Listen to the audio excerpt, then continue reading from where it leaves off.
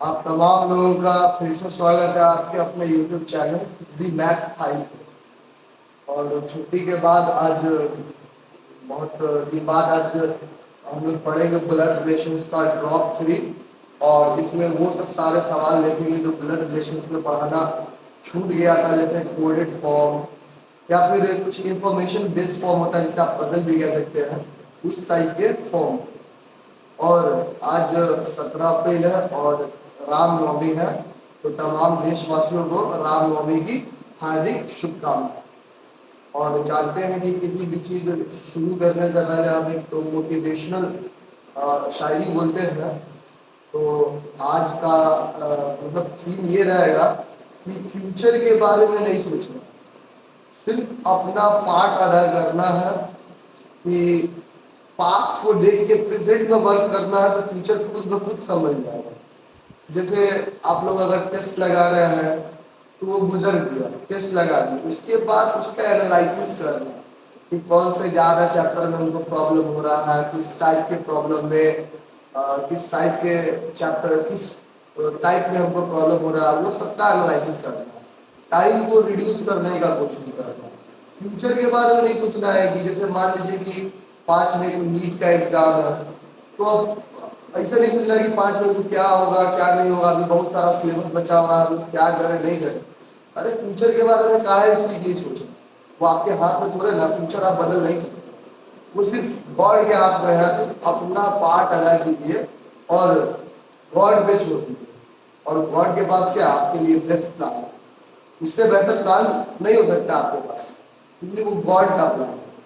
तो सिर्फ अपना रोल अदा करना है। इसी पे एक शायरी है कि सब कुछ मिल जाए फिर भी सब्र नहीं, सब कुछ मिल जाए फिर भी सब्र नहीं, सब कुछ मिल जाए फिर भी सब्र नहीं, कल की क्यों फिक्र करे जब पल की खबर नहीं। तो कल की फिक्र नहीं करना है, क्योंकि इंसान को पल का खबर नहीं रहता है कि आगे क्या होने वाला है, कि वो अगला लम्हा जिएगा कि नहीं जिएगा। तो इसलिए वो गॉड के हाथ में, तो गॉड पे छोड़ना है। और इंसान को कभी भी ज्यादा ख्वाहिशात नहीं पालना चाहिए, लेकिन इंसानी नेचर है। तो इस पे एक शायरी है कि ज्यादा हसरतें मत पालिए, ज्यादा हसरतें या ख्वाहिशें मत पालिए, जो मिला है उसी को संभालिए। जो मिल रहा है उसको संभालना है, सेटिस्फैक्शन रखना है, संतुष्टि क्या है, सब्र बहुत बड़ा चीज है, पेशेंस। पेशेंस से आदमी, अगर जिसके पास पेशेंस है वो दुनिया को अपने काबू में कर सकता है, जिसके पास पेशेंस नहीं है वो कुछ नहीं कर सकता। तो आइए इसी के साथ शुरू करते हैं आज का लेक्चर। चलिए आज देखते हैं पहला सवाल जो कोडेड फॉर्म पे रहता है। जैसे इसमें दिया हुआ है, if P3Q means P is the daughter of Q। P3Q इसका मतलब क्या है, P जो है P इज डॉटर है Q, ठीक है। उसके बाद क्या दिया, P5Q इसका मतलब क्या है, P is father of Q। P जो है वो फादर है इसका, Q का। P7Q, P is the mother of Q। P क्या है, मदर है इसका, Q का। और P9Q, P9Q मतलब क्या, P is sister of Q, sister होगा।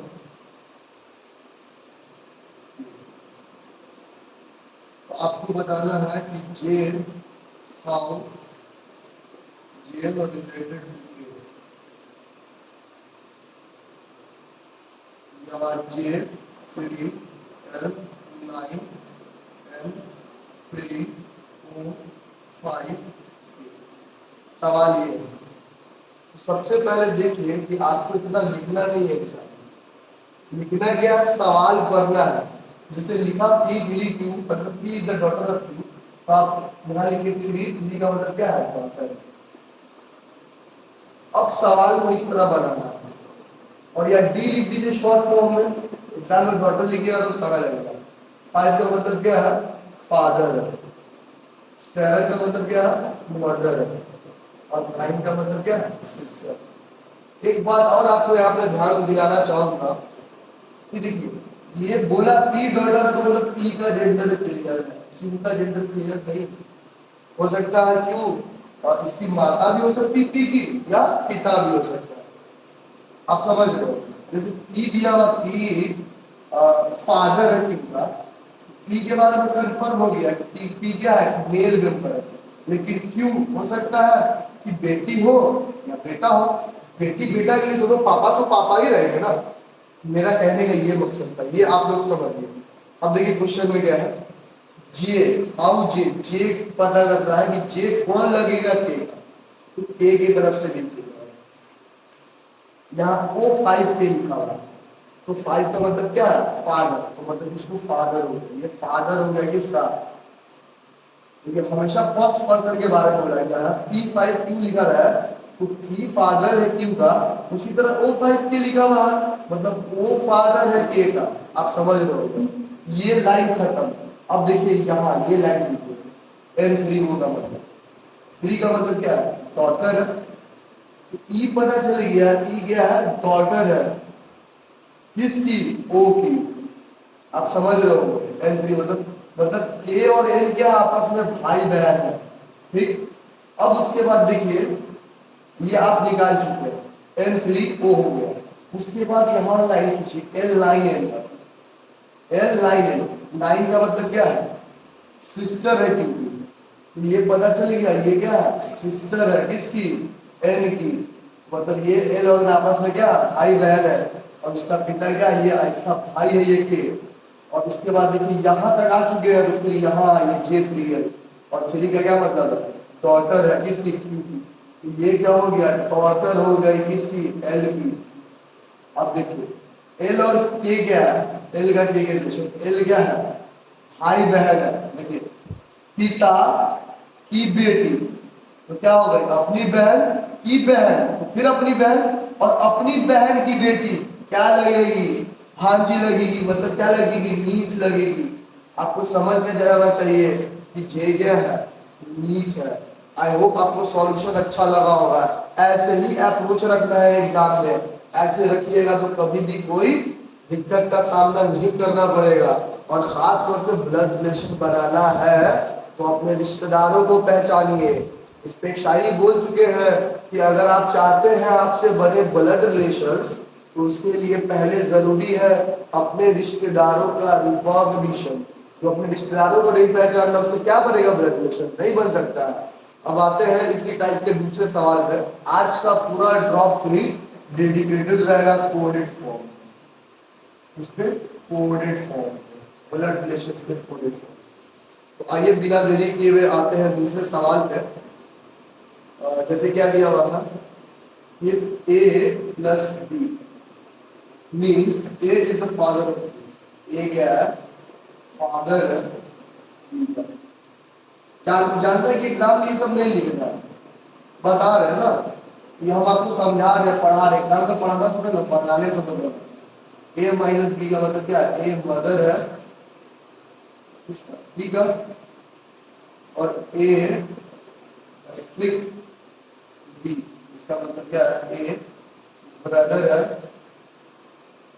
B का, और A परसेंटेज B, इसका मतलब क्या है? A बहन है, सिस्टर है इसका B का। आपको बताना है Q related to S, related to S, P plus Q star asterisk R minus S। देखो एग्जाम में यहाँ कुछ होना चाहिए कि प्लस मतलब क्या है? ए फादर है, माइनस मतलब क्या है? ए मदर है, और अस्ट्रिक मतलब क्या है? ब्रदर है, और परसेंटेज मतलब क्या है? सिस्टर। अब परसेंटेज नहीं भी लिखे, यहाँ परसेंटेज का कोई सवाल है नहीं। तो जिस तरह पिछले क्वेश्चन में बताया था इसका जेंडर क्लियर है, इसका जेंडर क्लियर नहीं, इसका जेंडर क्लियर है, इसका जेंडर क्लियर है, उसी तरह इसका जेंडर क्लियर है, इसका दोनों का नहीं। अब देखिए क्यू का रिलेशन बना रहे हैं इसके साथ, हमेशा एस से क्यू की तरफ आता है। तो एक बात बताइए, पहले यहाँ खींच के जाओ आर माइनस एस, तो माइनस में देखिए क्या है, मदर, इसका मतलब पता चल गया आर क्या है, मदर है। मदर है उसको बोल दे दीजिए कि फीमेल मेंबर है। और देखिए फिर यहाँ से आएंगे क्यू और एस्ट्रिक स्टार में, क्यू क्या है, भाई है, क्या है, ब्रदर है। देखिए मम्मी, एस के लिए तो आर मम्मी हो गई, और मम्मी के भाई बोल रहे हैं मामा जी, तो अंकल, वो भी कैसे uncle, maternal uncle. I hope आपको सॉल्यूशन समझ में आ रहा हो। आज बढ़ते हैं आज के ड्रॉप के लास्ट सवाल पे। ज्यादा सवाल आप लोग प्रैक्टिस कीजिए, सिर्फ आप लोग चेक रखें, मेरा काम नहीं है कि आपका टाइम वेस्ट करें कि एक ही टाइप क्वेश्चन को 10 बार होता है। आज देख लेते हैं कि ऑप्शन बेस्ड जिस टाइप का सवाल रहता है उस पे भी एक टाइप एक क्वेश्चन देख लेते हैं। जैसे एक सवाल है कि ए प्लस बी, इसका क्या मतलब है कि ए ब्रदर है, ए माइनस बी का मतलब है ए सिस्टर है बी की,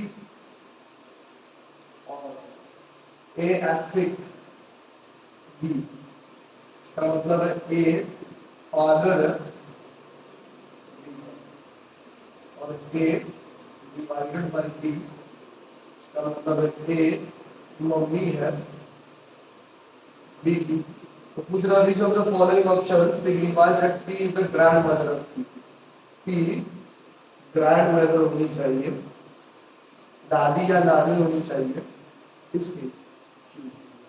ऑप्शन देख के बताओ, ऑप्शन में पहला ऑप्शन क्या दे दिया, R minus P asterisk O minus S minus P. दूसरा ऑप्शन क्या है, R minus P divided by O plus S asterisk P. तीसरा ऑप्शन क्या है, R plus P asterisk O plus S asterisk P. और चौथा ऑप्शन क्या है, R minus P asterisk O plus S divided by P. अब देखिए ये चार ऑप्शन दिया हुआ, अब इसको चेक कैसे करेंगे। तो ये क्या है, पूछ रहा है क्या बोला कि ऐसा ऑप्शन ढूंढिए जिसमें पी दादी या नानी हो जाए किसके, क्यू की। तो क्यू का जेंडर पता नहीं है, पी का जेंडर पता है कि पी क्या है, महिला है। अब देखिए चारों ऑप्शन में देखेंगे कि पी महिला कहाँ होगा। एस्ट्रिक देख लिए, इसका मतलब क्या है, ए फादर है बी का, तो ए का जेंडर पता है कि एक मेल होता है। इसमें देखिए पी स्टार में पी क्या है, मेल मेंबर, पी फादर होगा, इसका मतलब पी क्या होगा, मेल मेंबर। तो ये ऑप्शन खत्म, आई होप। और यहाँ देखिए तीनों में क्या है, स्टार ही ऑप्शन, ये दोनों भी खत्म। सीधा आपका क्वेश्चन नंबर 2 है, दैट्स अ सॉल्यूशन। और आपको पता होना चाहिए एग्जाम में सही अप्रोच रखना है इस टाइप के सवाल करने के लिए। सबसे पहले जेंडर डिसाइड करना है कि यहाँ जैसे इस क्वेश्चन में देखे कि पी को दादी या नानी बनाना है, इसका मतलब पी जब भी कोई होगी तो महिला होगी। और इस चारों ऑप्शन में चेक कर लिए कि महिला किस ऑप्शन में हो रही है। जैसे यहाँ पी स्टार हो देखे तो स्टार मतलब क्या होता है, फादर होता है।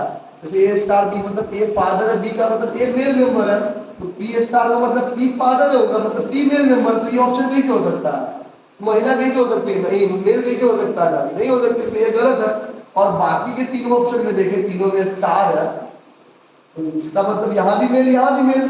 तो एक ऑप्शन बचा है ये, जहां ये क्या है, यही ऑप्शन होगा। सब चेक कर लेते, पार्टी पे चेक करके वही रिलेशन है। पी यहां से देखिए S star Q, S star Q मतलब एस क्या, फादर, पता चल गया ये फादर है इसका, क्यू का। अब यहाँ देखिए इस लाइन को खींचिए, ओ प्लस एस ब्रदर है, मतलब ये हो गया भाई है, ये भी क्या मेल मेंबर है, ब्रदर है, ठीक। और पी यहाँ से देखिए P divided by O, mother है, ये माता जी है ओ की, ये मदर है। अब देखिए पापा के भाई मतलब क्या, चचा अंकल, और अंकल की मम्मी क्या, दादी। देखिए आ गया कि नहीं आया, ऐसे ही ऑप्शन चेक करना है, यही है आपका सारा कोडेड फॉर्म। आई होप आपको आज का लेक्चर पसंद आया होगा। बहुत लोगों को इसमें परेशानी होती है कोडेड फॉर्म में, लेकिन मैंने अपना बेस्ट दिया है इस फॉर्म को आसान से आसानी समझाने के लिए। आई होप आपको सॉल्यूशन समझ में आया होगा।